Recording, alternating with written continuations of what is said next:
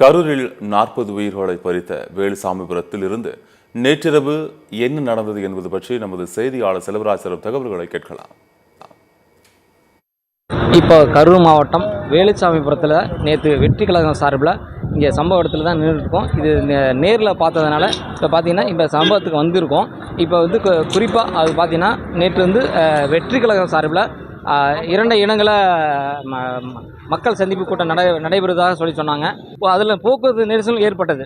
இதை தொடர்ந்து பார்த்தீங்கன்னா 6:10 6:20க்கு இங்கே வேலுசாமிபுரம் பகுதி வந்து தாவேகா விஜய் வந்து இங்கே சம்பவத்துக்கு வந்து பேசுவதற்காக நிகழ்ச்சி இந்த இடத்துல தான் நிகழ்ச்சி ஏற்பாடு செய்யப்பட்டிருந்து. இதை பார்த்தீங்கன்னா இந்த இடத்துல தான் நிகழ்ச்சி ஏற்பாடு செய்யப்பட்டது. இந்த பகுதி பார்த்தீங்கன்னா நேற்று வந்ததில் இப்போ அந்த மேலே வந்து கடைக்கு மேலே சட்டில் இதிலெல்லாம் நிறைய தாவேகா கட்சி வந்து ஏறி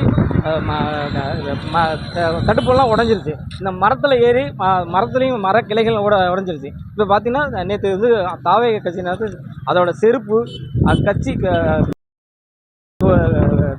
இது துண்டு அதனால அவங்களோட அணிந்த சால் செருப்பு உள்ள அப்படி போட்டு விட்டு அப்படி தன்னை காப்பாற்றிக் கொள்வதற்காக மக்கள் வந்து வெளியே முன்னெடுத்து சென்றார்கள். இப்போ வந்து பார்த்தீங்கன்னா இந்த பகுதி வந்து போலீஸ் ஆக்கிரமிப்பு பண்ணியிருக்காங்க. அவங்களோட கட்டுப்பாட்டில் இந்த பகுதியை எடுத்திருக்காங்க.